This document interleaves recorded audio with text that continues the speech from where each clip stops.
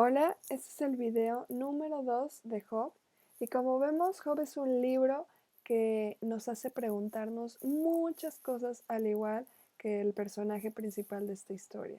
¿Es realmente Dios bueno cuando deja que los justos pasen por situaciones tan difíciles? Y el porqué del sufrimiento. Como vimos la vez pasada, ahora nosotros tenemos este entendimiento de que Dios permite que los justos e íntegros vivan por muchas dificultades para probar el corazón. Este es un nuevo concepto. Y en las tres conversaciones que Job tiene, vemos que él duda principalmente de dos cosas de Dios.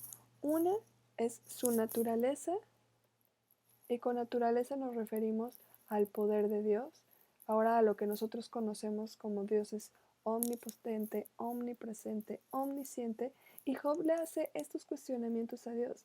¿En verdad eres todo esto? Y Dios le va a contestar a través del discurso que vemos en los capítulos 38 al 42. Y también duda de su carácter, duda de que Él sea justo, de que Él sea bueno, de que Él sea fiel, de que sea íntegro. Le hace todas estas acusaciones muy serias a Dios que Eliú lo resume correctamente. Le dice, ¿por qué te justificas a ti antes que Dios? Porque Job, aunque él sabe que no ha hecho ningún pecado escandaloso, dice, Dios me está viendo como con una lupa, nada más viendo a ver en qué me equivoqué. Y después se enoja y dice, si yo peco, ¿a ti en qué te afecta? Como si Dios se hubiera ensañado contra Job. Esta es la visión que él tiene y vemos que muchas veces el pueblo de Israel tenía esta misma visión de Dios. Y es por eso este libro tan importante, porque acuérdense que el pueblo de Israel, estos hebreos que salieron y que estamos conociendo, no tenían la menor idea de Dios, apenas estaban conociendo su nombre, su poder, su naturaleza y su carácter. Vamos a ahora empezar a estudiar las respuestas que le da Elifaz, el amigo que viene a consolar a Job, después de ver todo el sufrimiento que está pasando. Vamos a ver la respuesta a la primera pregunta que les di. ¿Qué de su argumento si fue bueno y si fue verdadero conforme a la verdad bíblica y si fue un buen consejo a Job? Él le dijo que si él era íntegro, debería de confiar en el hecho de que él teme a Dios, lo cual es correcto. Le dijo también que si los ángeles no pueden estar sin culpa delante de Dios, cuánto más los mortales, en el sentido de que Job no debería estar buscando ser más justo que Dios, de alguna manera. Algo que le dice que es muy cierto es que el resentimiento mata a los necios. Y le dice que Dios hace maravillas que no pueden ser entendidas, que Él da la lluvia, que Él disciplina a los que ama, que bienaventurados son los que son disciplinados y que Dios también sana. Pero sin embargo vemos que en su argumento dice cosas que aunque son verdades, son muy mal consejo para Job y lo hacen sentir pésimamente mal. Aquí tenemos al pobre Job siendo atacado por los argumentos de sus amigos. Y le dice que es un imprudente, discutiendo con palabras inútiles, que sus palabras lo condenan, que él tiene más experiencia que él. De alguna manera lo hace sentir menos. Y le dice que si él se vuelve de sus malos caminos, va a ser restaurado. Sin embargo, de lo que acusa a Job no es cierto. Después vemos la tercera pregunta, ¿qué del argumento de Elifaz no es consistente con verdad bíblica? Y le dice que todos los días los malvados sufren tormento. Esto no es cierto. Vemos que a los malvados a veces les va muy bien y esto causa mucha frustración en los que son rectos. También le dice que él está sufriendo por toda la maldad que está haciendo. Y que si se regresa a Job, que si se arrepiente y se regresa a Dios, Dios le va a dar oro y plata en abundancia, lo cual tampoco es cierto. Y número 4, ¿qué le faltó decir en su argumento? Y yo creo que aquí es que Dios nunca abandona a aquellos que ama. y que Dios prueba los corazones de sus siervos, de la gente que él ama. Eso vemos que no aparece en su argumento, que ellos no tienen la menor idea de cómo Dios obra también en el corazón del hombre y es una prioridad de él. Después aparece Bildad. Y Bildad también le dice, número 1, muchas cosas que son ciertas y son buen consejo. Le dice que Dios no pervierte el derecho ni la justicia, que Él debe de buscar a Dios, que nuestros días son pasajeros como una sombra, que el ser humano no sabe absolutamente nada comparado con Dios, que no podemos entender eso, y que Dios nunca abandona a las personas que Él ama, y que ningún hombre también puede ser justificado ante Dios, y que los mortales tampoco pueden estar limpios delante de Dios, lo que Job estaba tratando de decir aquí está Job, en sus discursos. Que de su discurso no ayudó en nada a Job, le dijo que si él fuera justo no estaría sufriendo, lo cual no es cierto, y que él no se crea tan importante, que realmente no es importante lo que está pasando y como que le baje de alguna manera. Después vemos que de lo que dijo Bildad es completamente una mentira y no es una verdad bíblica, y es que Dios de alguna manera eliminó a sus hijos porque no eran justos. Por causa del pecado de él fue que él eliminó a sus hijos y les dice que si él hubiera sido realmente bueno, Dios lo hubiera prosperado. Y después, ¿qué faltó en su teología para haber animado más a Job? Uno es que las circunstancias no cambian el carácter de Dios y que el hombre jamás va a poder entender los caminos de Dios porque son más altos que los nuestros. Sus pensamientos y sus planes son mucho más grandes que los nuestros y que Él permite el sufrimiento en nuestras vidas para probar el corazón. Y por último tenemos a Sofar, que también, número 1, le dice cosas que son ciertas, que el hombre jamás podrá ser justificado por sus palabras, que Dios responde a las oraciones a aquellos que claman a Él, que no hay nadie limpio delante de Dios, que nadie puede entender a Dios o ni siquiera ser perfecto como Él, porque su perfección va más allá que los cielos y que el océano.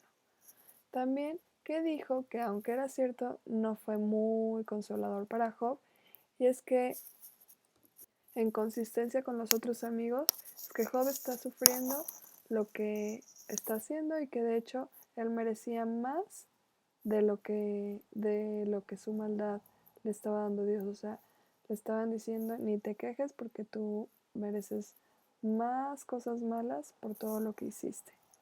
También le dice que Job es un hipócrita. Entonces, pues no creo que se haya sentido muy bien. Por número 3, ¿qué es de lo que dijo es inconsistente con la verdad bíblica? Y es que el triunfo de los malvados es corto y que todos los que sufren son malvados. Eso no es cierto. Y Dios permite a veces que los malvados vivan bien, como dice en el Salmo, porque es un engaño. No saben que su camino va justo al desfiladero. Y algo que a él le faltó decir es que nadie puede juzgar el corazón de las otras personas. El único juez de los corazones es Dios.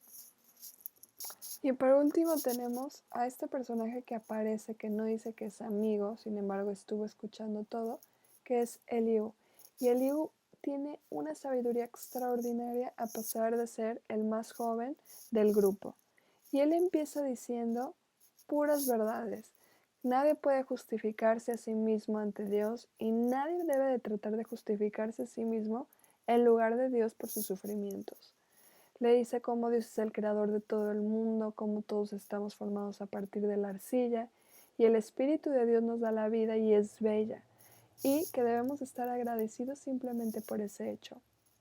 También cómo Dios habla, pero los hombres no siempre escuchan o entienden. Como el que confiesa su pecado, Dios lo redime y en lugar de pedirle a Dios que contienda con el hombre, que le muestre que es si hay algo en lo que no hay sabiduría. Como también dice que la sabiduría no viene de los muchos años, pero el entendimiento viene de Dios, por decir alguna de las cosas.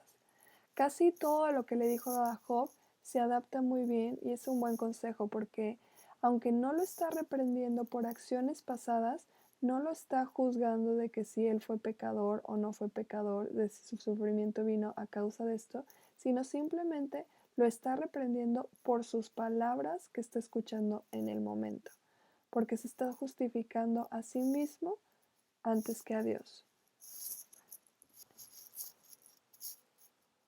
Eres el único que realmente no encontramos incompatible con la verdad bíblica, porque él trae una nueva perspectiva sobre el sufrimiento, la justicia de Dios y su grandeza.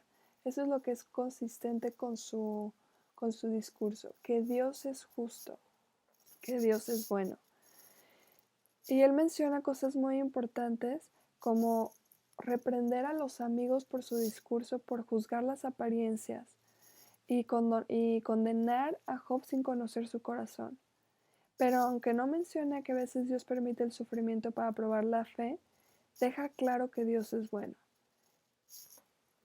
Y vamos por último, a la parte más importante, que es cuando Dios le responde a Job.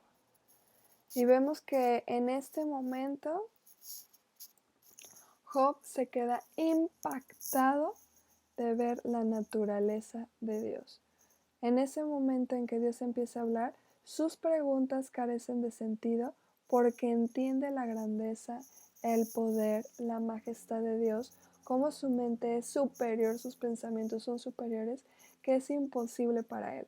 Dios le dice, si no eres capaz de enfrentarte a las criaturas que he hecho, hablando de el hipopótamo o el leviatán o el caballo, ¿cómo vas a poder contender conmigo que soy el creador de todas las cosas? Es imposible para un hombre poder entender la mente de Dios. Y vamos a resumir la respuesta de Dios del 38 del 1 al 11, que le dice, ¿quién es este que oscurece mi consejo con palabras carentes de sentido? Como si Job con su discurso pudiera cambiar quién es Dios. También le dice, tú eres un mortal, prepárate para hacerme frente. Si yo te cuestiono, no tienes respuestas para nada. ¿Dónde estabas cuando puse las bases de la tierra? Seguramente sabes quién estableció sus dimensiones, sus cimientos, quién encerró el mar. Empieza a decirle cómo el mundo va más allá de Job, cómo los propósitos de Dios van más allá de lo que él está viviendo en ese momento. Después, a la pregunta que Job le hace a Dios acerca de si realmente él conoce todas las cosas, Dios le contesta con otras preguntas. ¿Qué camino lleva a la morada de la luz? ¿En qué lugar se encuentran las tinieblas? ¿Puedes acaso llevarlas a sus linderos? Con toda seguridad lo sabes. Está siendo como pues a mí se me hace muy gracioso. De seguro has de saber todo. Y le dice, pues para entonces ya habrás nacido, son tantos los años que has vivido. Obviamente le está diciendo, yo soy eterno, tú no lo eres, Job. Después vemos que Dios le hace saber que es omnipotente. Le dice, ¿acaso puedes atar los lazos de las Pleiades o desatar las cuerdas que sujetan al Orión? ¿Puedes hacer que las constelaciones salgan a tiempo? Le está dando una probadita del poder, de lo que Dios puede hacer. Conoces las leyes que rigen los cielos, puedes establecer mi dominio sobre la tierra, puedes elevar tu voz hasta las nubes. Dice, ¿quién infundió sabiduría en el ibis, odio al gallo entendimiento? ¿Quién tiene sabiduría para contar las nubes? Todas estas preguntas hacen a Job sentirse verdaderamente insignificante en ese momento. Y una vez que Job entiende que Dios es omnisciente, omnipotente, omnipresente, las preguntas que él se hace ya no tienen el mismo sentido porque sabe que puede confiar en que este Dios que creó todo tiene cuidado de él. Y así como tiene él el poder de saber cuándo tienen sus crías los íbices, cuántos son los meses de gestación y cómo él tiene perfecto control y sabiduría de a quién darle más sabiduría a un animal u otro, sabe por qué está pasando estas cosas Job y tiene un propósito en su vida. ¿Y cuál es la respuesta de Job después de ver todo esto? Es perdón. Se arrepiente delante de Dios. Eso quiere decir que él reconoce que hay maldad en su corazón, que aunque no pecó con sus labios, pecó en su corazón. Y vemos que Dios perdona a Job, Dios lo vuelve a bendecir y luego vemos que Dios hace ver a los amigos que ellos estaban mal, que lo que hicieron por juzgar a Job fue realmente tremendo porque Dios no estaba castigando a Job por su pecado, lo estaba probando. Y una vez que ellos se arrepienten también, Job puede orar por ellos, Dios le da esa capacidad y Dios también los perdona. Y después restaura a Job y le regresa aún más de lo que tuvo la primera vez. Entonces aquí ya cambiamos a Job y lo ponemos alegre, alabando a Dios por todo lo que él dio y con lágrimas de alegría. Entonces la historia termina con un final feliz porque vemos que Dios permitió todo esto para que Job tuviera un propósito más grande que él mismo.